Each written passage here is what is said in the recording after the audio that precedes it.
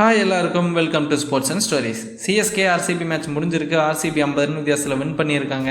CSK எங்கே விட்டாங்க போட்ட வாங்க இந்த மேட்ச் பார்க்கலாம். சிஎஸ்கே டாஸ் வின் பண்ணி பவுலிங் சூஸ் பண்ணாங்க. டீம் சேஞ்சஸ் அப்படின்னு பார்த்தோம் அப்படின்னா நாத்தன் எலிஸுக்கு பொதுவாக 10 ரன் உள்ளே வந்திருந்தார். ஆர்சிபியை பொறுத்த வரைக்கும் ரசிக் சலாமுக்கு பொதுவாக புவனேஸ்வர் குமார் வந்திருந்தார். ஆர்சிபியோட பவர் பிளே பேட்டிங் எடுத்துக்கிட்டோம் அப்படின்னா 56 ரன் அடிச்சிருந்தாங்க. ஒரு விக்கெட் போனாலும் நல்ல ஸ்டார்ட்டு தான் இது. கோலி ஒரு ஆன் அண்ட் ஆஃபாக தான் பேட்டிங் ஆடிட்டு இருந்தார். அடுத்து வந்த படிக்கலும் ஒரு குயிக் ஃபயர் 14 பாலில் 2 4 2 6 அடிச்சிருந்தார். அடுத்து வந்த captain reach பட்டிதரும் 17 run 19 run 20 run ஒரு 3 சான்ஸ் கொடுத்தாலும் அது எதையுமே பிடிக்காமல் விட்டுட்டாங்க. அதுக்கப்புறம் அவர் 50 ரன் அடிச்சிட்டாரு. நிதேஷ் சர்மாட்ட ரொம்ப எக்ஸ்பெக்ட் பண்ணேன். பட் அவர் 6 பாலில் ஒரு 6 ஒரு 4 அடிச்சுட்டு அவரும் அவுட் ஆகிட்டார்.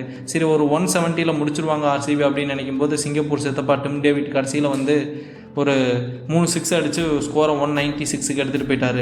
அடுத்து சிஎஸ்கே பேட்டிங் பார்த்தோம் அப்படின்னா ரச்சினும் திருப்பாத்தியும் ஸ்டார்ட் பண்ணாங்க.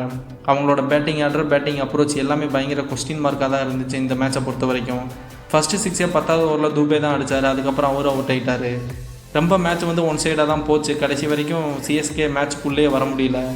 ஹேசில்வுட்டாக இருக்கட்டும், இல்லை யாஸ் தயாலாக இருக்கட்டும், புவனேஸ்வர் குமாராக இருக்கட்டும், ரொம்ப பிளான் பண்ணி அழகாக பவுலிங் போட்டாங்க. இந்த மேட்ச்சை ஈஸியாக எடுத்துகிட்டு போயிட்டாங்க. இந்த 2 பாயிண்ட் அவங்களுக்கு செம்ம பூஸ்ட்டாக இருக்குது, செம்ம எனர்ஜி கொடுத்துருக்கோம்.